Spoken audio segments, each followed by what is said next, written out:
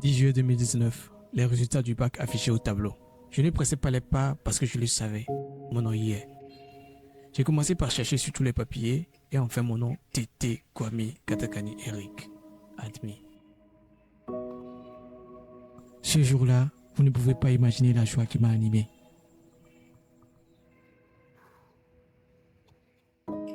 Vite, je prends mon téléphone, j'appelle la mamie pour l'informer.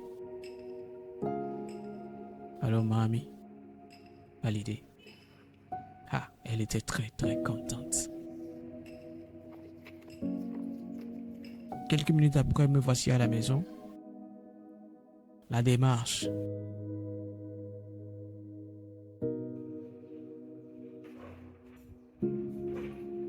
Rapidement, je suis rentré dans la chambre. Le sac, la tenue. Aujourd'hui, je ne me rappelle même plus de là où je les ai déposés. Vite, au lit, pour respirer. Respirer la réussite. Il le faut. Quelques minutes après, le téléphone sonna. Ah, c'est le grand frère.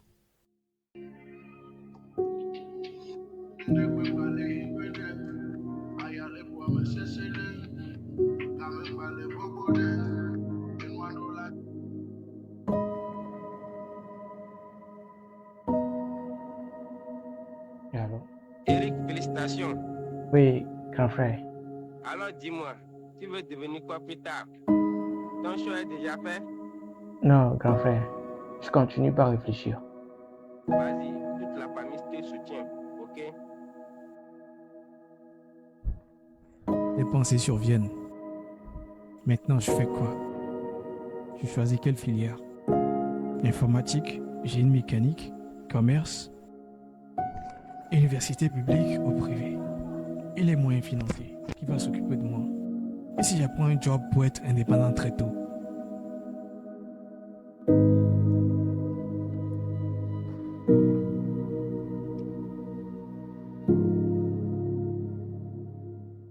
Si tu viens d'obtenir ton baccalauréat et tu te poses toutes ces questions, cette vidéo est faite pour toi. Dans cette vidéo, nous allons parler d'un sujet qui concerne chaque nouveau bachelier. Les 10 erreurs que beaucoup de jeunes commettent après leur baccalauréat et surtout, comment les éviter. Installe-toi confortablement juste après le générique. On commence.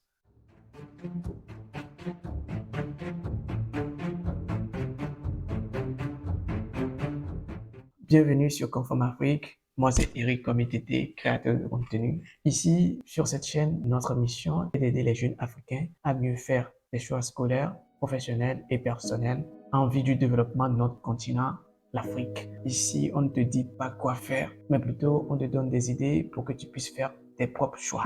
Cette vidéo sera légèrement longue, mais je suis rassuré que ça apporte des réponses à tes questions. Alors, vas-y, prends ton cahier de notes avec un stylo et prends des notes pour avoir ton petit résumé. Merci en tout cas de vous abonner si notre mission vous intéresse.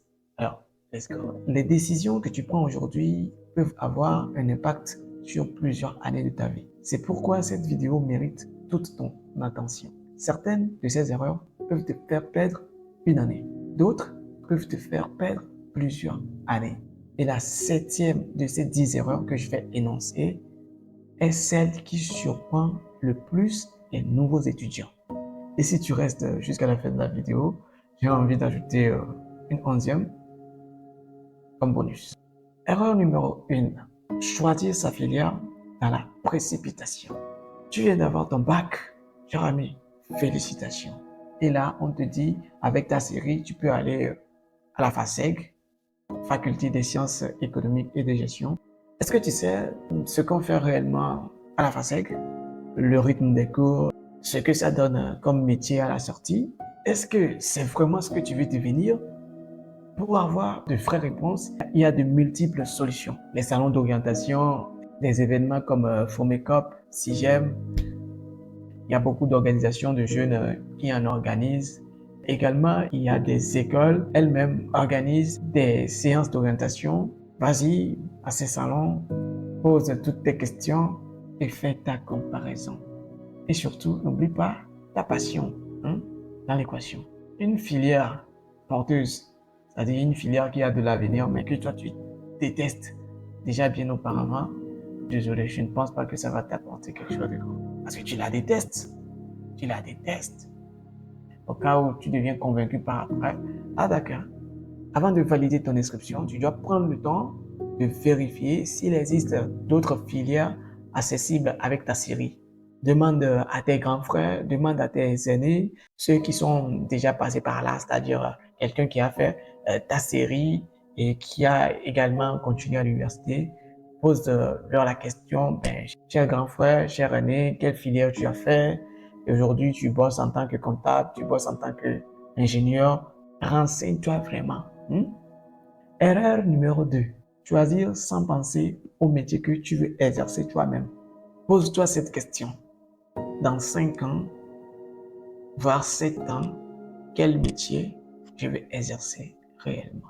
Prenons un exemple simple. Si tu aimes les mathématiques et ton rêve c'est de devenir enseignant, c'est-à-dire enseigner de la maths aux jeunes élèves du collège par exemple, peut-être tu te dis dans la tête, après mon bac D ou C, je vais à la FDS, c'est-à-dire Faculté des sciences, pour faire de la mathématique. Là, beaucoup de jeunes se disent, facile, j'aurai ma licence et je deviens un professeur de mathématiques. Cher ami, si c'est ton cas, je tiens à te rappeler qu'il existe des écoles normales qui forment des futurs enseignants en maths, physique, SVT, anglais, français. Et c'est dans ces écoles-là que tu apprends non seulement la matière, mais aussi comment l'enseigner. Alors que sur le campus, certainement, tu vas approfondir la mathématique, mais moins de chances de finir professeur. Alors, c'est pour ça que le métier doit venir avant la filière. Une fois que tu sais où tu veux arriver, la bonne filière et la bonne école deviennent évidentes. Alors, cher ami, dis-moi, tu es prêt pour l'erreur 3? Réponds par oui ou non dans les commentaires. On y va. Erreur numéro 3. Suivre ses amis. Ma copine va en fac de droit, donc j'y vais aussi. Prenons cet exemple précisément, le droit. Ton ami a peut-être le profil pour ça. Il aime lire vraiment des tonnes de livres, des articles, des tests. Il a une mémoire de garder beaucoup de choses dans la tête et les ressortir au bon moment. Et surtout, il n'a pas peur de se lever, de plaider, d'argumenter. Alors si ce n'est pas de ta nature, c'est pas grave. Ça veut dire juste simplement que la filière de ton ami n'est pas forcément la tienne. Erreur numéro 4. Laisser les autres décider pour toi. Écoute tes parents. Écoute tes profs, écoute tes grands frères. Leurs conseils comptent vraiment. Mais la décision finale, elle doit venir de toi. Parce que en fait de compte, c'est toi qui vivras les cours. C'est toi qui vivras les examens. C'est toi qui vivras les nuits blanches, pas eux. Si c'est chaud là, c'est chaud sur ta tête, pas sur leur tête. Donc la décision finale, c'est à toi, cher ami. Let's go. Erreur numéro 5. Erreur numéro 5. Ne pas avoir de plan B. C'est-à-dire, certaines personnes, c'est seulement plan A, ils ont. Et si ça ne marchait pas, c'est quoi ton plan B? Quelle est la filière optionnelle? Donc, si tu vises un concours, peut-être concours de l'INFA de Tové, concours de l'école polytechnique de Lomé, qui est devenue maintenant école nationale polytechnique, essaie de concourir. Si c'est le premier choix qui aboutit, ou bien les deux, tu fais ton choix final pour ne pas perdre le temps, l'année, etc. Le vrai problème, c'est de se fixer une seule option dans la tête. Alors que les concours se lancent dans la même période pratiquement. Et si ton option ne marche pas, tu restes un an à la maison, ou bien tu vas aller en faculté, t'exercer un an et réessayer l'année prochaine, et toujours un plan B. Ça ne t'empêche pas de viser haut. Pas du tout. Ça t'empêche juste de tout perdre si le point A ne passe pas. Erreur numéro 6. Sous-estimer le coût réel de ses études. Les frais d'inscription et de scolarité, ce n'est que la partie visible. Vous ne devez pas oublier le logement, le transport, les photocopies, les polycopies, la nourriture, la connexion Internet pour travailler à la maison. Si les calculs sont trop pour toi, tu n'es pas obligé de faire forcément l'université. Il y a d'autres options, tu finis, peut-être tu gagnes mieux même que ton camarade qui a fait l'université et a eu son diplôme. Je t'encourage à ne pas t'apitoyer sur ton sort. Il ne faut pas commencer et puis tu t'arrêtes au milieu de l'année. alors que tu as déjà fait des dépenses pas possibles. Erreur numéro 7. Penser que l'université, c'est comme le lycée. Je vous explique par un exemple. Au lycée, tu as des surveillants, tu te rappelles? Et ces surveillants te surveillent. On te rappelle à l'ordre. Tu fais une bêtise en classe, on t'envoie chez monsieur le surveillant. Par après, tu es retenu pour une activité à l'université. Oublie ça. C'est tout autre monde. D'abord, il faut savoir qu'à l'université, il y a deux types d'établissements. Il y a des écoles et des facultés. Et chaque établissement fait sa propre loi. Alors, si tu as la chance de te retrouver dans une école, super. Là, au moins, il y a un peu plus de discipline. Un peu comme ce qu'on connaît au lycée, sauf qu'il n'y a pas de surveillant comme tel. C'est le service de discipline où parfois même tes professeurs décident de ton cas. Et là, ça va vite. Je me rappelle bien, à l'université, bien sûr que j'ai fait une école, il y a un prof, dès la rentrée des classes, il nous dit, vous êtes absent 3 fois à son cours dans le semestre, vous avez 0. Semestre, c'est environ 3 mois de cours, quelques semaines de révision et puis examen. Donc, tu es absent 3 fois, tu verras 0. Alors qu'au lycée, tu es absent au cours, au lendemain, tu vas à la surveillance, tu prends fil d'entrée, tu rentres en salle, et peut-être on va te retenir pour de petites tâches, c'est fini. Dans certaines écoles, surtout des universités publiques, il n'y a pas ça, hein. Oublie. Maintenant, en faculté, c'est tout le contraire. Le professeur ne te connaît pas. En faculté, tu te retrouves parfois pour le cours dans un amphithéâtre de 500 places. Amphithéâtre, c'est quoi? Hein? Je ne sais pas si tu connais Canal Olympia ou encore Palais des Congrès. Parce que c'est vaste là. Donc aujourd'hui, peut-être tu arrives très tôt, tu gagnes place devant. Demain, tu n'arrives pas tôt, tu as ta place derrière. C'est-à-dire 500 personnes dans un amphithéâtre. Tu es sûr que l'enseignant, il saura qui est venu aujourd'hui, combien d'éléments sont là ou pas. Non, chacun gère sa vie, hein. Chacun gère sa vie. Si tu sais réellement ce que tu es venu chercher là, oui, tu vas vite faire valider tes matières, avoir ta licence. Donc voilà, dans les facultés, ta vie t'appartient. Tes études t'appartiennent. Fais comme tu veux, tranquillement, sans pression extérieure, quoi. Erreur numéro 8, ignorer les possibilités de réorientation. Oui, tu t'es trompé de filière, ce n'est pas la fin du monde. Peut-être tu viens de faire une année dans une école, on va à l'école du lundi jusqu'au samedi, du matin au soir, tu te dis que tu ne peux pas. C'est pas grave, mon ami. Au moins, toi, tu as pris une année pour tester, pour savoir ce qui est réellement à l'intérieur. Dans les universités publiques, tu as la possibilité de te réorienter au cours de l'année ou encore à la fin de l'année si tu réalises que la filière choisie ne correspond pas du tout à ce que toi tu veux réellement faire. Et surtout, ne va pas dire que tu as perdu une année. Non. Cette année peut-être t'a servi de poser les bonnes bases, à mieux te connaître, à comprendre vraiment ce que tu veux faire. Donc, ce n'est pas du temps perdu, plutôt du temps que tu as investi dans tes recherches. Voilà. Corrige le tir si besoin, mais fais-le vite et avec méthode. Erreur numéro 9. Vouloir tout affronter seul. Beaucoup de jeunes n'osent pas demander de l'aide. Il y a un adage que tu connais bien qui dit « à connaît pas, à demander ». Vas-y, trouve-toi un grand frère ou une grande sœur, peut-être un étudiant en 3e année ou encore un jeune diplômé déjà en poste dans un domaine qui t'intéresse. Pose des questions, demande des conseils. Un bon mentor peut t'éviter des erreurs qui peuvent te coûter beaucoup d'années. Et voilà, ne te limite pas à un seul grand frère, peut-être un deuxième mentor. Est-ce que demander de conseils urgence quand tu en as vraiment besoin, est-ce que c'est ta faiblesse? Non, pas du tout. Moi, je trouve ça comme de l'intelligence.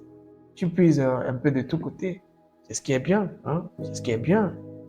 Erreur numéro 10, ne pas avoir de vision pour les 5 prochaines années. Tu n'as pas besoin de tout planifier dans les moindres détails, mais tu dois savoir au moins dans quelle direction tu vas. Chaque choix que tu fais aujourd'hui, c'est-à-dire ta filière, ton école, tes habitudes de travail, doivent te rapprocher un peu plus de tes objectifs. Alors nous voici, au bonus. La 11e erreur que presque tout le monde oublie. Oui, choisir une école sans réellement faire des recherches approfondies. Avant de t'inscrire quelque part dans une université publique ou privée ou encore un centre de formation, vérifie d'abord les filières réellement proposées, la réputation de l'école sur le terrain, pas seulement sur les affiches publicitaires, hein, les panneaux publicitaires dans la capitale. Non, pas seulement ça. Je dis, je répète, sur le terrain. Et pour avoir une idée sur la réputation de l'école, tu dois chercher à savoir ce que disent les anciens étudiants et les étudiants en cours, les équipements, les laboratoires, les ateliers.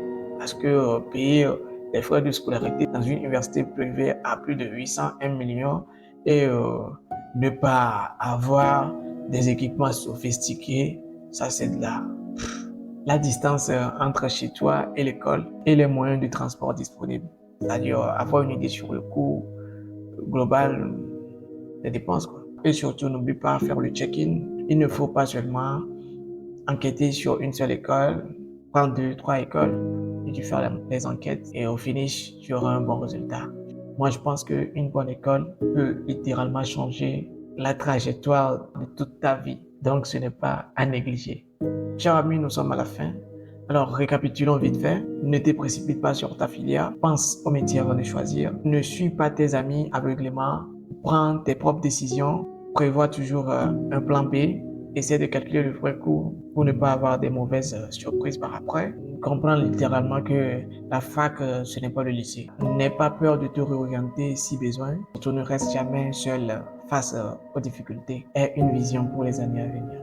Voilà 10 erreurs en plus un bonus. Tu n'es pas obligé d'être parfait, mais maintenant tu es prévenu. Et un jeune prévenu en vaut 2. Si cette vidéo vous a réellement fait du bien, partage-la avec un ami qui vient d'avoir son bac. Ça peut littéralement lui faire gagner du temps. Et toi, dis-moi, laquelle de ces erreurs te parle plus? Dis-le-moi en commentaire et on se retrouve d'ici peu dans la prochaine vidéo. À bientôt sur votre chaîne préférée Conforme Afrique. N'oubliez surtout pas de vous abonner. Thank you. Thank you so much. Je vous aime fort.